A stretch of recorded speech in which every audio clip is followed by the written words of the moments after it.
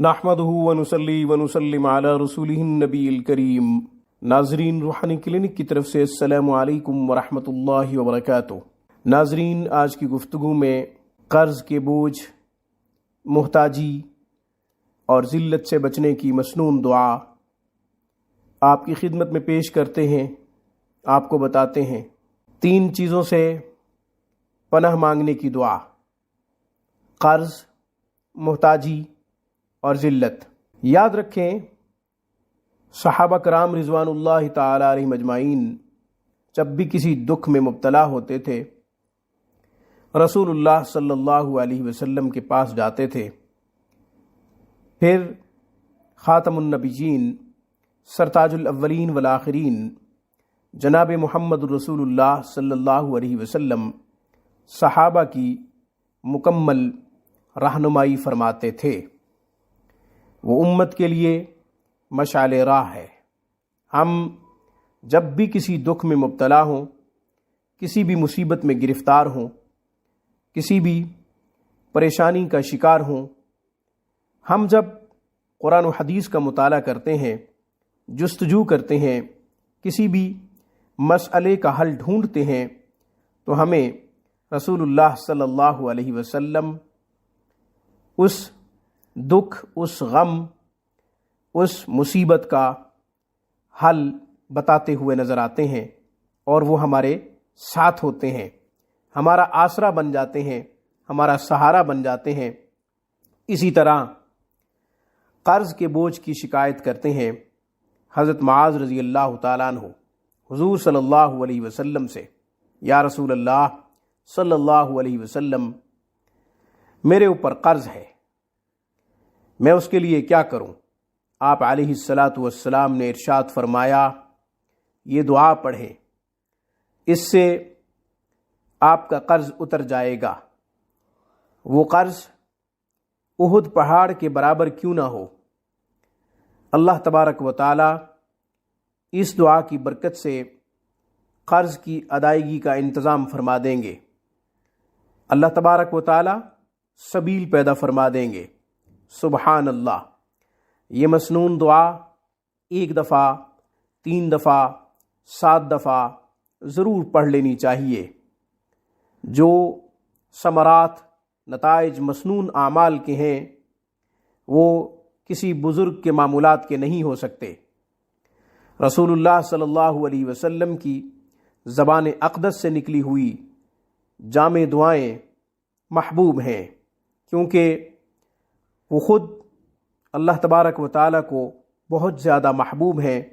آپ کے کلمات بھی اللہ کو بہت زیادہ محبوب ہیں۔ پھر محبوب کلمات کے ذریعے جب ہم اللہ کو پکاریں گے تو اللہ تبارک و تعالیٰ ضرور ہماری طرف متوجہ ہوں گے اور ہمارے دکھ دور کریں گے، ہمارے مسائل حل فرمائیں گے۔ اب میں وہ دعا بتاتا ہوں، اسے 3 دفعہ پڑھ لیا کریں، 7 دفعہ پڑھ لیا کریں۔ قرض کے بوجھ سے نکلنے کے لیے، محتاجی سے بچنے کے لیے، ذلت سے بچنے کے لیے۔ اس دعا کی برکت سے 3 چیزیں ملیں گی۔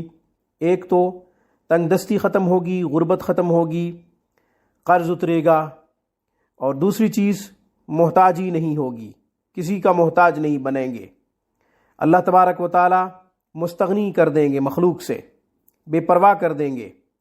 اور تیسری چیز، سب سے بڑی چیز، اللہ تبارک و تعالی عزت کی زندگی عطا فرمائیں گے۔